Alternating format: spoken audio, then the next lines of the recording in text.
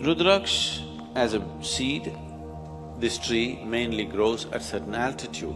Somewhere between 6,500 to 12,000 altitude is where Rudraksh grows in the Himalayan region. And it has very unique vibrations. If you hold a Rudraksh upon anything which is positive in nature, it will naturally go clockwise.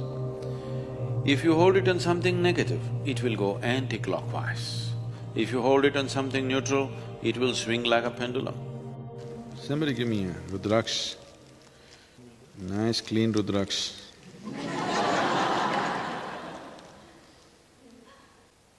Before we go into that, I want to show you what it does, okay? This is just paper, all right? You know about this Rudraksh going clockwise, anti-clockwise, something? Okay. See, you must tell me which way it's going.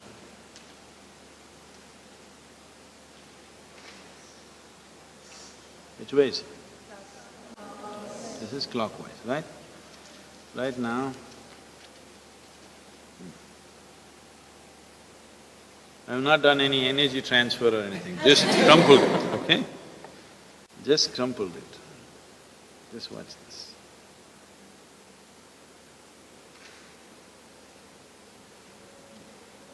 What's it? So, I don't know if they told you, I'm sure your parents must have told you, your clothes should be properly folded and kept, your bed clothes should be properly folded and kept.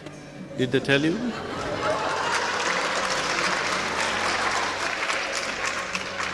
No, I'm not just saying this to fix you. I'm telling you, this is the difference it makes in your life. In this country, we were always told, after you wake up in the morning, if you do not fold your bedclothes, then devils will come and dance on it, demons will come and dance on it, and then when you go to sleep next day in those kind of clothes, it's going to affect your life. And that's just a dialectical way of expression, and it's true. What we call as a devil or demon is a negative form of life. What we call as a divine is a positive form of life. That which sustains you, that which enriches you is divine. That which affects you in a negative way is the demon. So just this paper, if you just crumple it and keep it, it attracts the negative form of energy. If you keep it properly folded, it becomes positive. This is why from everything to everything, how the house should be, where you should place what. If… I don't know, these days it's all going away, we are going by modern aesthetics. Otherwise, if my grandmother was here, everything where what should be what, everything should be in a particular way. In the house, if you go probably, if your mother comes from a traditional background, in the kitchen if you go, always salt and tamarind will be kept together, never separately. Do you know this? Is it so? Still maintained? Yes, because all this awareness, unfortunately, just became tradition. It's beautiful that it became a tradition, but without giving the necessary understanding to people why it is so. Simply do it, after some time somebody comes and says, why should I do it? I'll keep tamarind on my head, salt somewhere else. It doesn't work like that. All these items have something to do with how you live, everything, how it should be kept. So the whole science of seeing how this human being can function at its maximum vibrance, even a simple peasant in this country knows about it without knowing about it. You know? He does not intellectually or consciously know about it, but he just knows this is how it must be done. Because the whole system of yoga was made into a cultural format and given to people because people saw the impracticality of teaching every aspect to every human being on the planet. So just make it culture and leave it to them.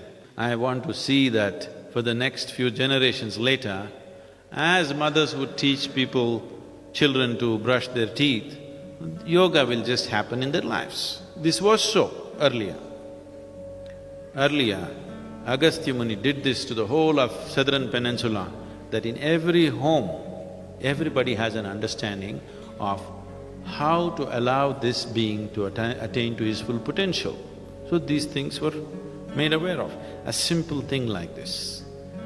Many of you are already doing asanas for at least 6 months now, you could experience this. You keep 2 shirts, okay?